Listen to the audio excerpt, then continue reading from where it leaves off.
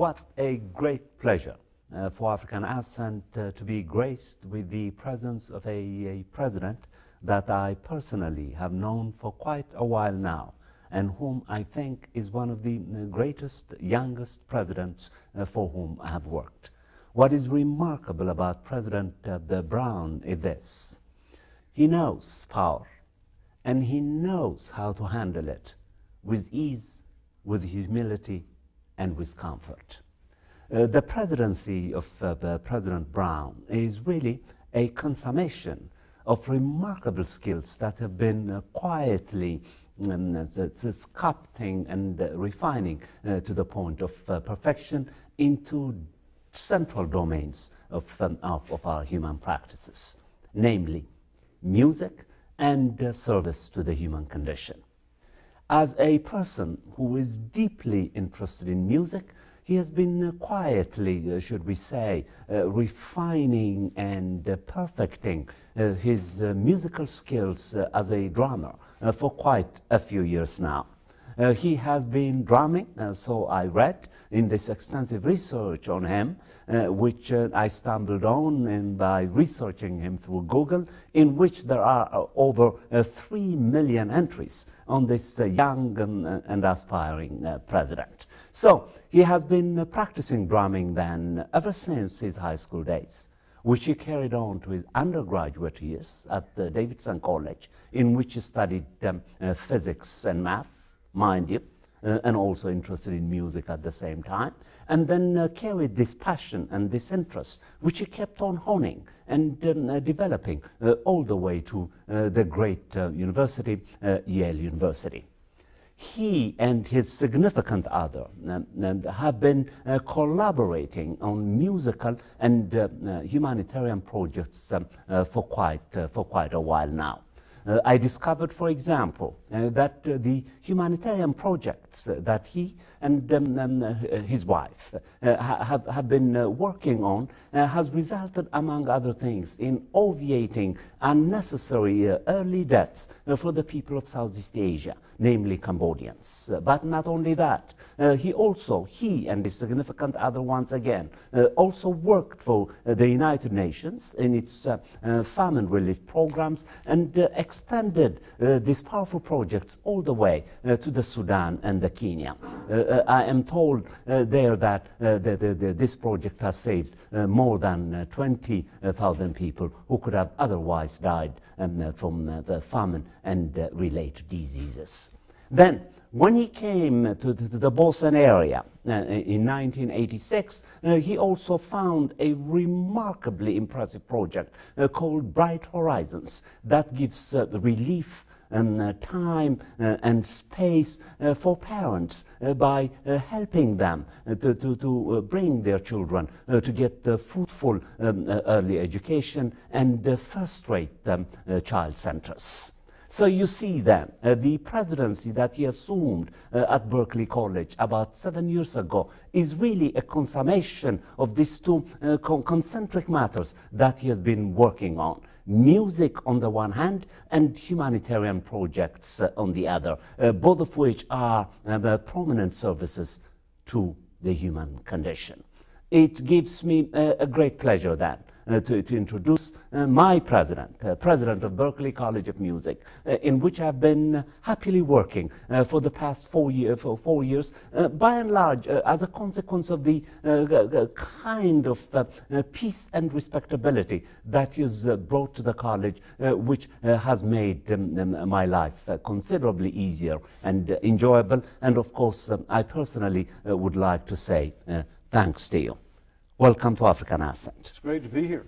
And I would like to thank you, because the way I discovered you, Teodros, is that I always ask students how Berkeley is going. Are they enjoying themselves? And then I'll say, who are some faculty members who made a big impression on you in your life?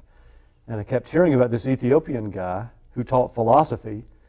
And given that I had lived in Sudan and Kenya, which sort of surround Ethiopia, and worked with Ethiopian and Eritrean refugees, I thought we should meet. So we did. I will have to correct you on one thing, though. You said that I've been quietly pursuing my drumming, and my parents, my wife, my children would have to disagree. That it's almost impossible to pursue drumming quietly. So, other than that, I appreciate all the thoughtful and kind comments. Well, I meant it from the bottom of my heart. I'm so impressed by you, and I've told you that right to your face so many times, because I have worked for monsters at places such as Brown, BU, Emerson, so forth and so on, and your presidency is unbelievable. And additionally, I would also like the public to know that there isn't a single faculty member at Berklee College of Music, and I stand by this, who does not like this particular president. Well, I hope you're right. I think we could probably find a few if we tried. I haven't found them yet. Well, that's good. So then, let me begin with this, President Brown. I'm just impressed by the fact that you switched from work with humanitarian organizations, and most particularly Bright Horizons, which is valued over $1 billion and has about 16,000 employees, for you to have shifted from that kind of conspicuous presence to Berklee College of Music. How do you justify this? You know, the secret to my career has been to do the things I care about and believe in and am passionate about.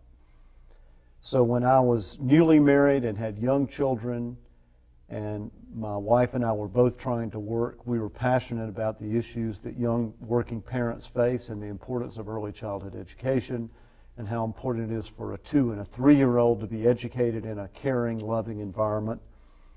As my own children aged and became college-aged, my interest shifted, and I was interested in what happens to older children, you know, the college-age students. And I'd had this lifelong passion for music, which, for better or for worse, I pursued professionally for a few years, and then the rest of my life it's been more of an avocation. But, you know, when I was in Kenya, I played in a little gospel band. When I was in Cambodia, I played in a rock and roll band. In Sudan, I worked with one of the noted Sudanese musicians to write music that would help people in rural areas learn about health issues. So I always found a way to integrate music with the humanitarian work, and honestly, to me, music is humanitarian work. You know, I think somehow in our modern commercial society, we've degraded music, and we think of it as entertainment, something that makes you dance or helps you meet people of the opposite sex or the same sex, depending on your orientation. When really, I think music is so much deeper and more important and relevant. But I think you're right. I think my career has really been about education. It's been about working across cultures, both within the United States but outside as well. It's been about music, and at its heart, I think it's been about trying to help bring people together to pursue some kind of mission or cause with enthusiasm. While I was researching on you, President, I came across this interview that he gave, and something that he said there really grabbed me as a philosopher. It is this: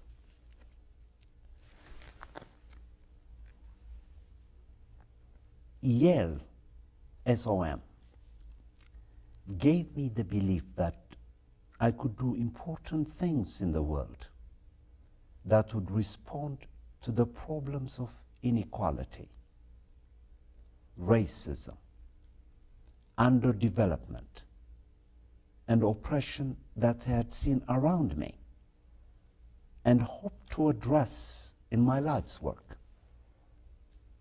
I came out of the school full of ideas of how enterprises could be created to bring talented people together to make something new and good happen. This is really a mouthful. It's also quite impressive. Perhaps, if you're so inclined, I would like you to elaborate on that and break it down for us. I think most people, especially when they're young, look at the world and say, why do people have to be poor? Why do people have to suffer? Why are there people who don't get a good education? Why is there racism? Why is there sexism? And then you sort of hit a certain age and you go a couple of different directions. You say, well, there's nothing I can do about it. I need to take care of my family. Let me just resolve myself to that. Or on the other hand, you may become a crusader and devote every ounce of your energy to one of those causes. I guess what the Yale School of Management did for me was help me think maybe I can integrate these things and I can find a career or a series of careers where I can apply my talents to the things I care about. So again, if you want to help young people have a better opportunity in life, there's hardly a better way to do it than get them in a great child care center when they're 2, 3, 4 years old. So the tools it takes to do that are often business tools and education tools, but the purpose of doing that is a much grander purpose. It goes way beyond just having young children have a good experience. It goes to trying to have them have a great life, a wonderful life, and fully realize their potential. And the world we live in is so sad in a way because there's so many people who don't get that opportunity. And I would say sometimes in this country we tend to evaluate that materially. So we say, oh, they don't have money. But in this country sometimes we have money, but we don't have what the people in rural villages of Cambodia or Kenya or Sudan have, which is family networks and time to be with one another and respect for one another and their traditions and their history and their elders. So, I'm not talking just about material well-being. I think sometimes in this country we've put so much focus on that we've lost some of the things that our ancestors would say are really important. So, I feel like my life has been trying to apply these skills and tools to the big problems that the world faces, knowing that any one individual, any one institution is going to have limited impact, and you're not going to have overnight success. You're not going to overcome all the problems that exist, and the problems date back to our earliest biblical stories. The issues of human foibles. But I do believe that if you set yourself the task of trying to take an issue you care about and work at it, you can make a great progress. And to me, Berkeley is a perfect example of that. The opportunities, the best example is probably Quincy Jones, who, if you read his biography, Quincy Jones was essentially living on the street. His mother had serious issues. She was in and out of mental institutions. There was no father in the picture. So he was a destitute young man living in Seattle, and he got the opportunity to come study at Berkeley on a full scholarship, and the rest is history, as they say. He became an amazing jazz musician, jazz writer, arranger. He became the first African-American record executive. He became a film scorer.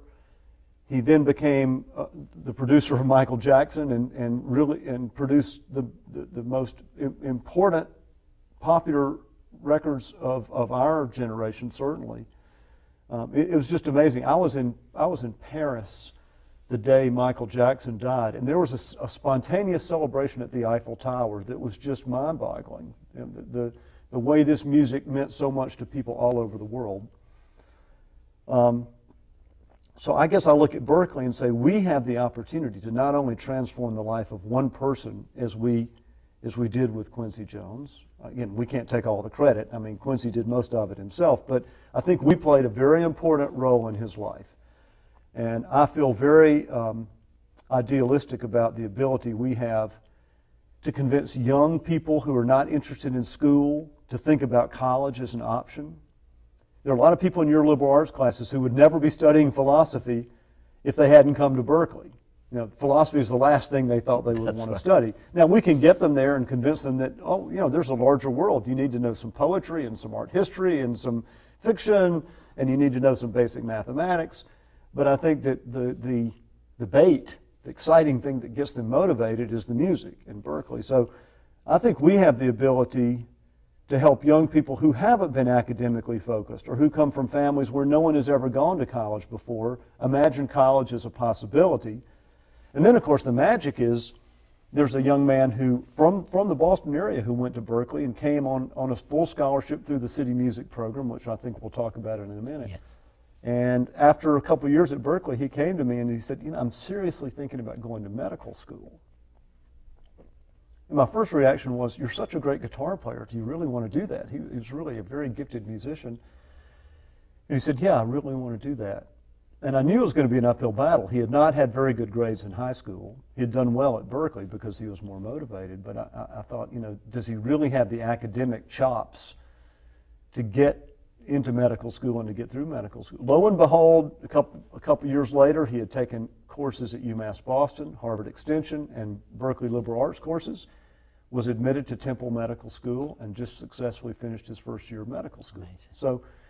So not only can Berkeley produce people like Quincy Jones, we can help young people whose only world was the music they grew up with imagine some other possibility, like starting a business or going to medical school or becoming a lawyer or doing international humanitarian relief work. You may know we have a young woman whose family's Dominican. She's also from Boston, also through the City Music program. Jennifer Manzanilla is her name. I had her on African Ascent. Yeah. So Jennifer is leading a dozen kids to go to the Dominican Republic every year and teach music to little kids. That's right.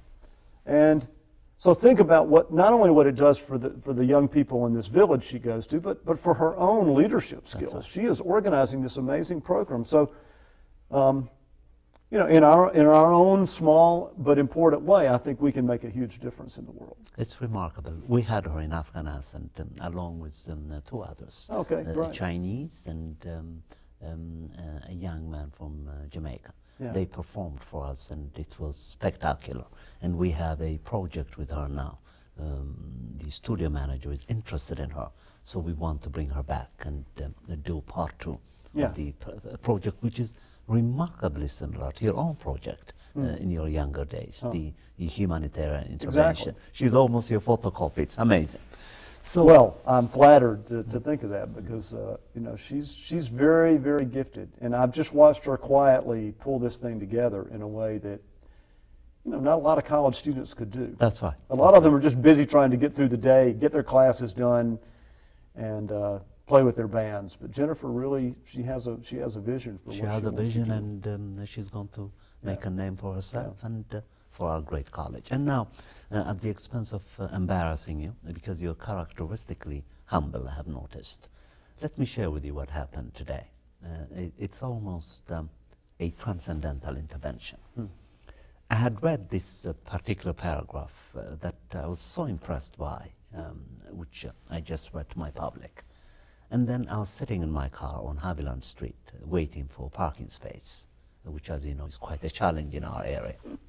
And I hope one day you're going to build a garage for us. That's something the faculty would really love, if I could help with the parking. That would relieve us. So while I was doing that, a young African student, African female student, just passes by, who for some reason or the other has always chosen to take my philosophy courses by auditing them. I don't know what she heard, but she kept on coming. I think she has sat in 2 or 3 of my philosophy courses. But lately she has been conspicuously absent, and I was worried about her.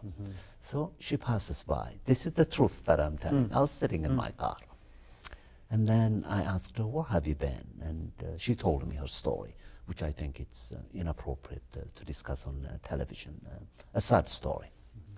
And then I told her, I'm going to be interviewing our president now. You should have seen her eyes, just flashed. I didn't even think that she knew anything about you. Well, she said, do you know what Roger has done for me, Roger and Linda? They have taken me to their home. They have extended all kinds of scholarships to me. They have intervened in the bumps of my life when I would call them or email them and ask for finances. They put me in their house for exactly a year, 2 semesters, I believe, along with their children. I could not believe this, because I have never heard of a college president who is going to go to that extent of intervening in his students' lives and take them in. And then I asked and inquired, she's an older student, you have essentially changed her life, Roger. President Brown rather, and I want to say thanks to you. How many times have you done these kinds of works for the students such as her? She had asked me not to mention her name, although I'm very tempted to mention it, but she doesn't want me to. She's so very I must modest. honor that. She's very, you know, one thing I'll say about her is that, like a lot of our students, especially students who come from poorer countries where the Berkeley tuition can take a lifetime for someone to earn, yes. or 3 lifetimes. You know, she has been so appropriate and so modest about not advertising her relationship, you know, the fact that she was living at our home. She's been so careful not to ask us to do things for her that are inappropriate. I really admire her. But let me back up and say that when I was 22 years old, I'd grown up in a town of 10,000 people in North Georgia. I'd gone to a college in a town of 4,000 people. And the next thing I did was go live in Kakamega, Kenya.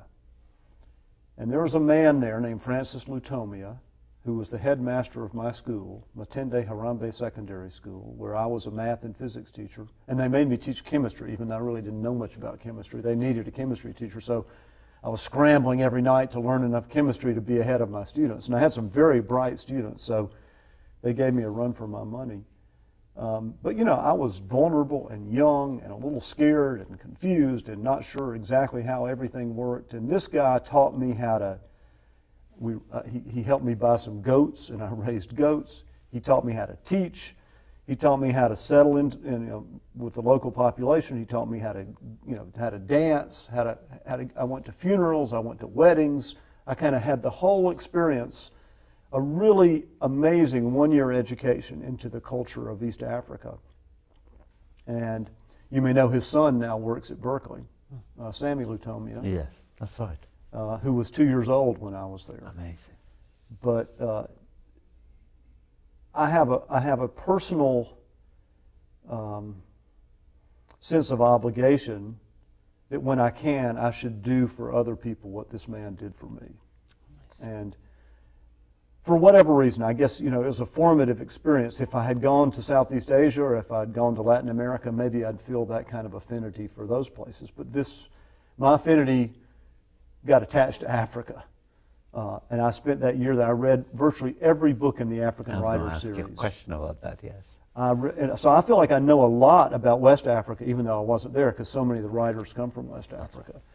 And in my development as a human being, I would say that year probably had more to do with who I am than anything other than my parents in my early childhood.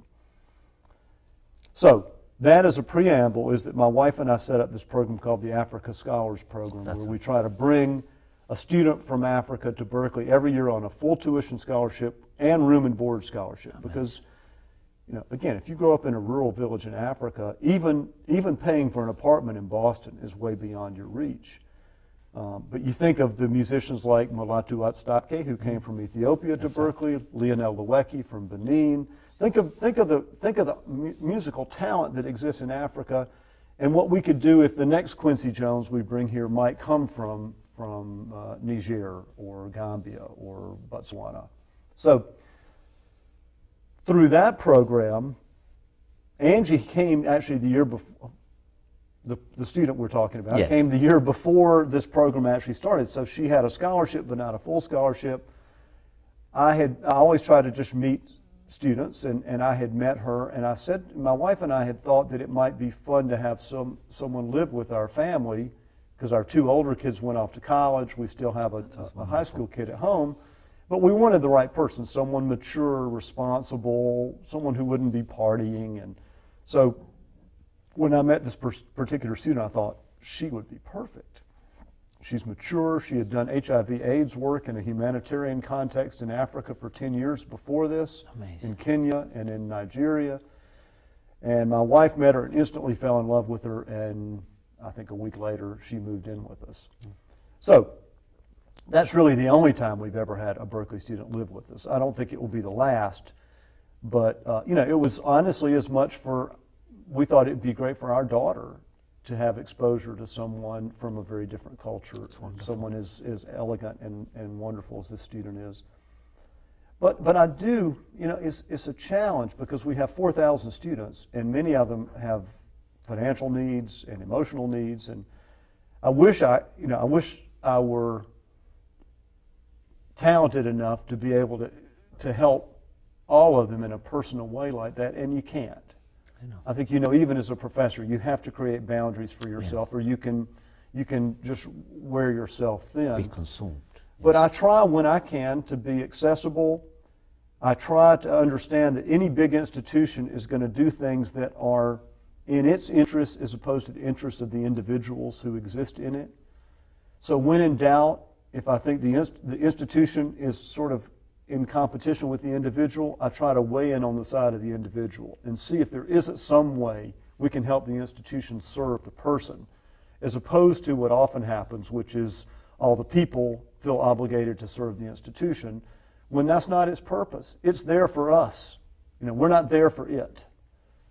If it's a good place, it helps you be a better teacher. It helps you realize your dreams as you're helping your students realize their dreams, as opposed to feeling like a place where, it's sort of getting in your way. So, and I think sometimes it drives administrators and staff and even faculty crazy, because if I hear a very compelling story from a student, I'm likely to believe them.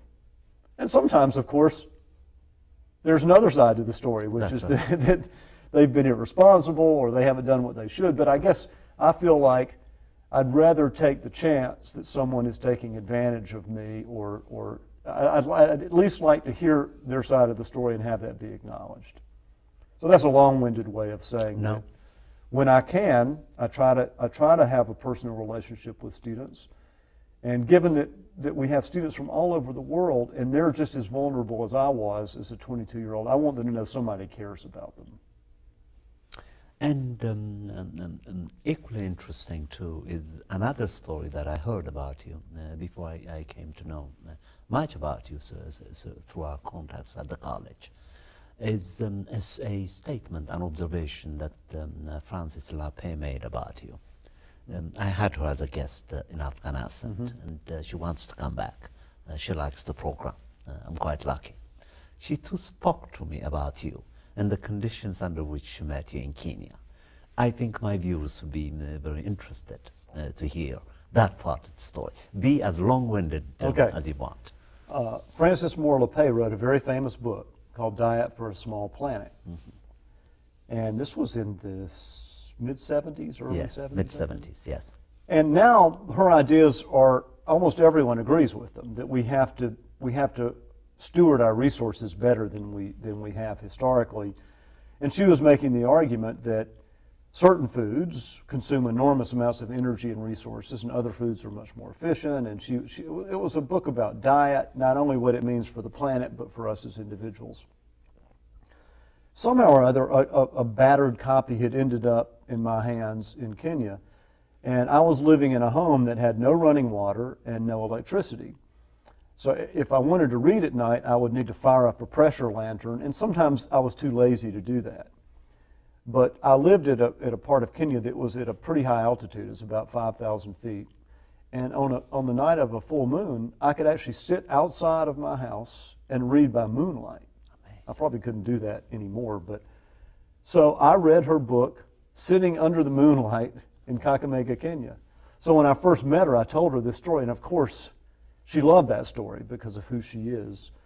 And then when it actually turns out she started going to the same church I go to. That's what she said. In Belmont, Massachusetts. And she was a little bit of, she was a hero to me. And I'll tell you, a nice thing about her story too is that she was a very young person when she wrote that book. She didn't have a PhD in nutrition. She didn't have a PhD in energy management or anything like that. She just did a lot of homework and came to some pretty profound conclusions that, again, as I say, are now almost conventional wisdom. So she, to me, is a role model of how if you have a conviction about something and you're willing to do your homework, you can change the world through your ideas, the power of your thinking and your communication about those ideas. So, but the idea that you can read a book by moonlight, she found very romantic, and in fact, it was pretty romantic. It was, it was like really magical. And now I think the time has come for us to focus the discussion on our college, Berklee College of Music. And then towards the end, we're going to go back to the humanitarian project and then go back again to discussions of music. This is how I structured the conversation in my mind. So what kind of place was Berklee College of Music when he came to it in 2004? What did you notice? What were the strengths of the college? What were the lucky eye that you thought needed to be attended to? Well, that's a good question, because I mentioned that I'm very idealistic, but I'm a contradiction in that way. I'm idealistic, but I'm also practical. So I'm not Don Quixote. I don't tilt at windmills. I don't take jobs where I don't think I can be successful and have an impact. And I looked at Berkeley and I saw a huge collection of strengths. You know, alumni like Quincy Jones and Branford Marsalis and Amy Mann and John Mayer and others, Gary Burton. So I saw a track record of producing musicians who had a huge impact in the world. I felt like our location in Boston was magnificent. What a great place for a young person to come and learn. I had worked with many of the faculty. I'd studied with some of the faculty. I'd recorded with some of them, and I felt like what an amazing resource the faculty of Berkeley. Not so much the liberal arts faculty, because I didn't know about that at the time, but more the musical side, the performance side. And it seemed to me that the college, as great as it was poised to become even better. That there were some things we could do better than we had been doing. And that the number one thing we could do was offer more scholarship and financial aid to allow more students from all walks of life to come to Berkeley. I see. To build on that model of what we had done with Quincy Jones and try to make sure that we weren't missing a talented person who could or should be at Berkeley. I felt like our facilities were not up to the standards of our students and our faculty and our staff. That you know, the facilities weren't worthy of the people who were in them. Not that we had good facilities, we just didn't have enough. So things like the new 7 Haviland building we've created for liberal arts and music therapy and music business, the new Cafe 939, the student activities area, the loft, the internet radio station, and soon a new dormitory on Mass Ave, we hope. I think these things, and even in a subtle way, the transformation of Boylston Street, where we bought some of the properties and we brought in some new tenants, and we expanded our bookstore, and we just rebuilt that sidewalk and put some outdoor terraces so that instead of being kind of a dead zone, it became a place where, especially in good weather, it's full of life. It's lovely. It's like Venice or precisely or Rome. Harvard Square. So yeah, we wanted to enliven the neighborhood because we think that's important. So it felt like that was an important thing for us to do. And the third thing, which was probably the most controversial, was an enrollment strategy that was different from the one we had pursued. And I guess I would argue that the college had pursued the right strategy in its early days because the college just had to survive. Most of the colleges, like Berkeley, that were started to teach jazz and American contemporary music didn't survive. I see. If you notice, the colleges with the most money and the most prestige tend to all be 300 years old. They had a head start. The newer colleges have had to struggle. So you find a place like Brandeis that did a beautiful job kind of bringing itself into prominence. But for the most part, the prominent institutions are the oldest. So Berkeley is a new school started in 1945 to teach jazz and contemporary music, which was a pretty new idea at the time. It was not a school founded to teach Western classical music. You know, the college had to do what it had to do to survive. And so that meant an admission strategy which was fairly open. In the early days, if you could walk and talk and chew gum, welcome. Over time, we became a little more selective, but what I felt like we needed to do was change that pretty dramatically and make sure that every single person who was coming to Berkeley had the skills and talents that we thought would allow them to be successful at Berkeley and after Berkeley. Otherwise, I think we're doing people a disservice because it's a private institution and it's expensive. And if they really don't have a chance of being successful either at Berkeley or afterwards, they should probably not come. So I wanted to make sure that everyone who came could do the work and could do the work well and had a promise of a strong career. So we dramatically raised the admission standards. And I hope you've actually seen evidence of that in your classes. Of course. We always got great students, but now the last student we admitted was much higher quality than the students who we might have been admitted. They are phenomenal. Yeah. In my philosophy courses, that's what I've noticed, and I shared this with my colleagues. Almost everyone is brilliant. So instead of getting bigger, which had been the early strategy, we decided to stop growing in number and increase the quality and then offer more financial aid and more scholarship support to those who came. So we've more than tripled the amount of financial aid and scholarship support. We've kept the enrollment flat. Every year, the caliber of students as measured by their ensemble ratings and their placement exams has improved. Graduation rates are improving. We think ultimately their success in careers and life and jobs and music will be better. So that was a big change, a big cultural shift. I have to say, I think it's the thing that most faculty will tell you they're most excited about, because there's nothing more exciting than being in a classroom full of avid, excited, talented young people who want to be there.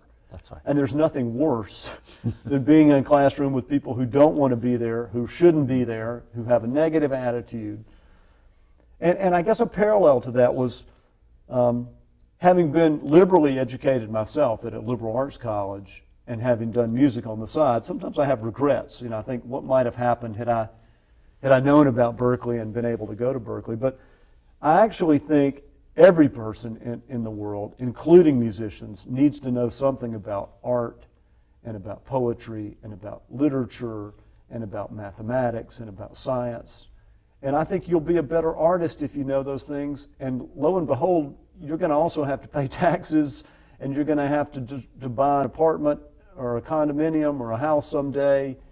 You're going to have to make decisions, and you're going to want to be a well-educated person. So we've dramatically focused on the liberal arts area. In fact, we renamed it. It used to be called general education. And my thought was, as a marketeer, who on earth wants to do general education? You know, liberal arts sounds like an academic discipline. General education sounds like something you try to avoid at all costs. So even changing the name, hiring Camille Colatasti, very talented chair, and trying to infuse that department with new energy and excitement, as I think we've done. So there's now slam poetry, which is a great way for people to learn to be entertainers, to be on stage, to use language. It really has a fantastic parallels with music. Our Fusion magazine, where students are writing fiction and nonfiction. And we now have science faculty and mathematics faculty, which we didn't have before. And as a physics and math major, I feel like those are skills that musicians often possess and need to be developed. And may I also add, at the expense of indulging somehow, we also have a music and philosophy club to which you're going to be invited momentarily when we officially open it to the Berklee College public. And that's, I mean, frankly, to hear a student who came to Berkeley to be a great bass player tell me how excited she is about her philosophy class. That's what made me want to meet you. Well, I thank you. You can imagine how excited I am. I did not think this was going to happen, but we have a functional, impressive philosophy program now, largely because of students. I have nothing to do with it. It's students who created it. So now, I feel sufficiently comfortable with you to ask you just one political question. I've been mulling over asking you this question, but I have come to the conclusion that I must. Okay. As I said, and I meant it from my heart, you're a universally admired president at Berklee College of Music.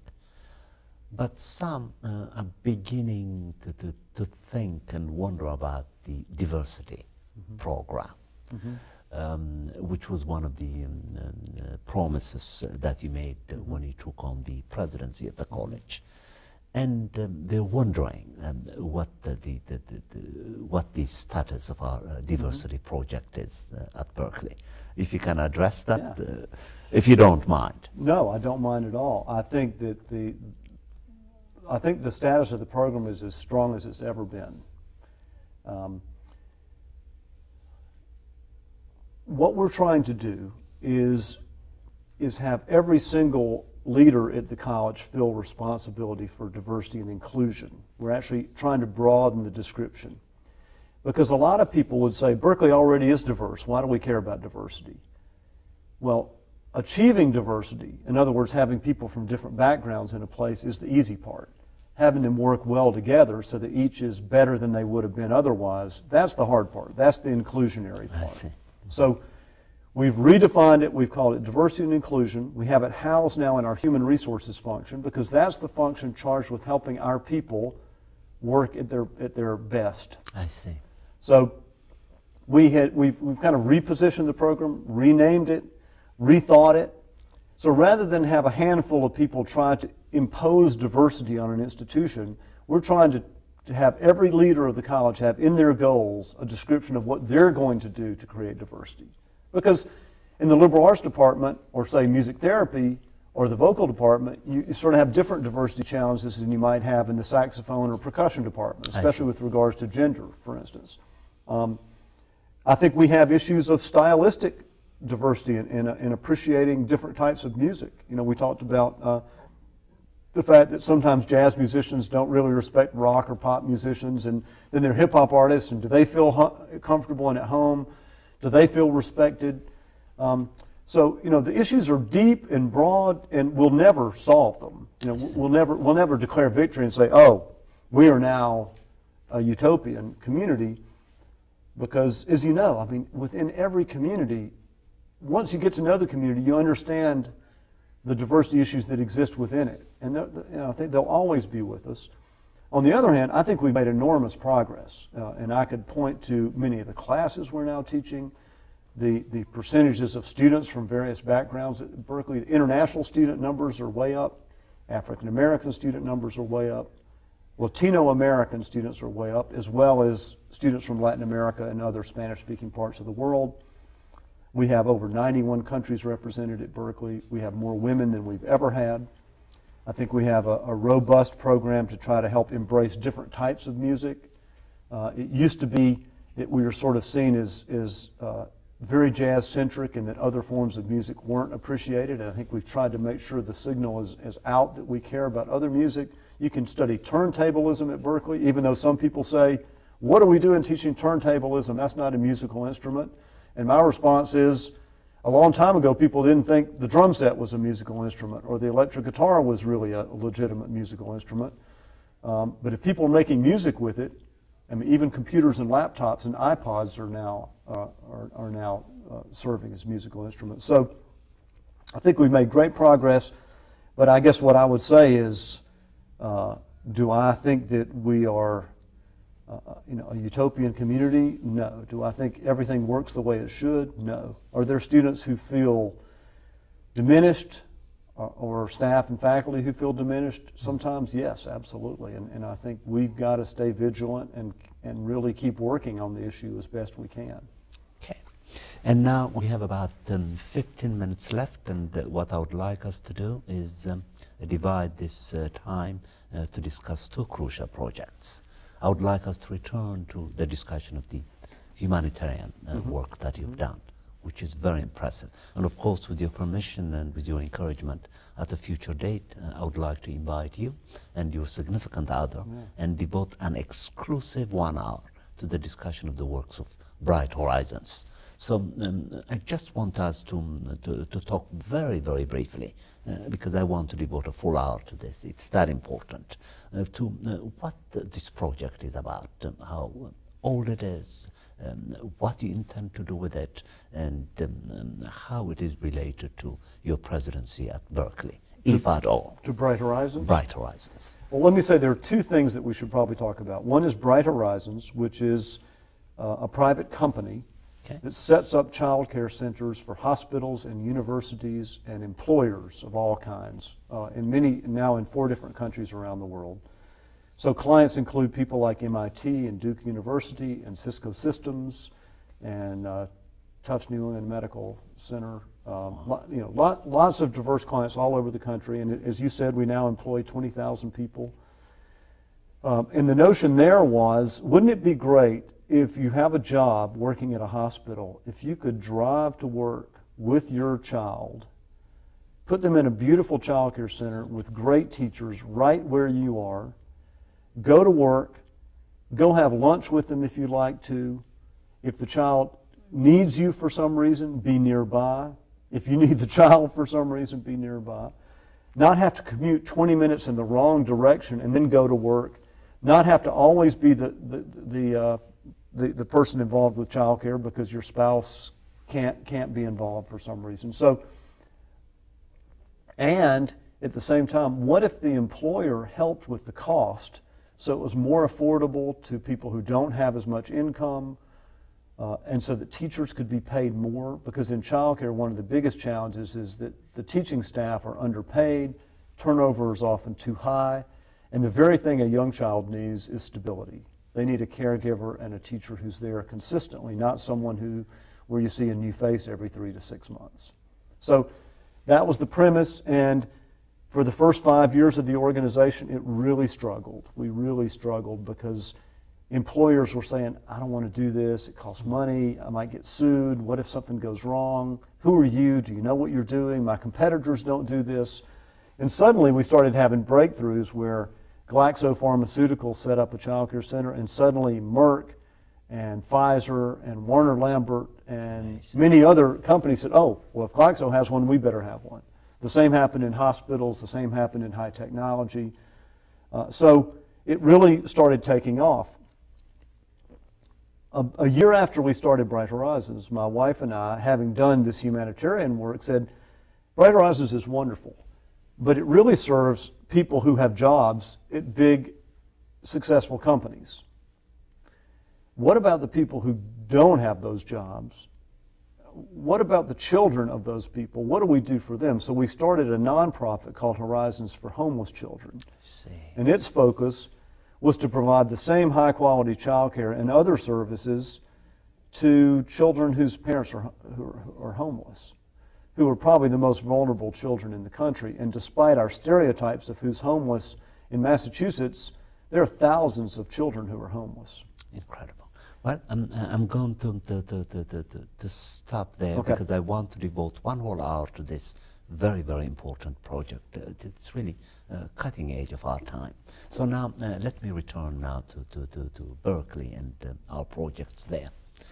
Lately, I have been going out of my way and without a substantive justification in these high school jazz festival programs in which I involved myself, which I enjoy, by the way. This is the second time that I did it. I've been referring to Berkeley as the world leader for the study of contemporary music. Am I exaggerating? No. Or can I make that claim and make it a part of African Ascent, in fact, each and every time I get such an opportunity, because it's my college after all? Well, first let me say that there are lots of places that do an excellent job teaching jazz and contemporary music. So we're not the only people who do it, and there are other people who do a wonderful job. Having said that, I think it's safe to say that we are the world leader, and in fact one of the pioneers of the whole concept.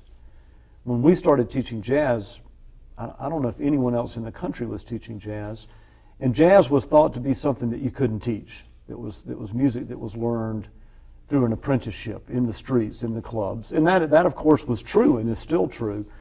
But I think we decided jazz is worthy of the same respect as the Western classical music canon, that it can be taught, that people are interested in learning it, and that learning it would actually maybe elevate the level of creativity. I mean, Miles Davis studied at Juilliard, for goodness sake. So it's not like having an education is going to ruin you as a musician. So we pioneered that concept, but rather than become a conservatory of jazz, we decided to apply that concept over and over again, so that when rock and roll happened, we started embracing the electric guitar and teaching people the tools of making rock and popular music. Same with hip-hop and turntablism and more contemporary urban music. The same with folkloric musics from around the world. So someone like Mulatu Astatke, who's the most famous Ethiopian jazz musician, who was the first African to study at Berkeley, his genius has been to incorporate folkloric elements of Ethiopian music into jazz. And jazz lends itself to that. Dizzy Gillespie did that with Cuban music. Brazilian music and Argentine tango, all that has been incorporated into jazz. It's unbelievable that I kept on thinking that I have about 10 minutes left. It appears that I only have 2 minutes left. Okay. So I would like you to address one of my key questions, okay. Namely this brilliant idea of the global musical citizen that you've been thinking and writing about lately. If you can give me flashpoints about that, I'll be grateful. And that will be the last question for this session of the interview.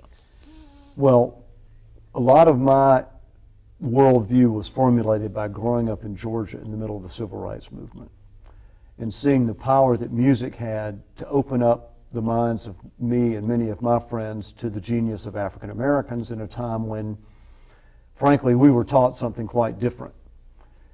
So if you apply that concept to how you can help the Christian and the Islamic and the Jewish world coexist, how you can overcome some of the tensions that exist in the world politically and other ways, I'm an idealist about music. And I think if we create young global music citizens at Berkeley who are not only gifted musicians and have a lot to say as artists, but want to apply that to changing the world the way Jennifer Manzanilla is doing in the Dominican Republic, then we can really have an impact on the world.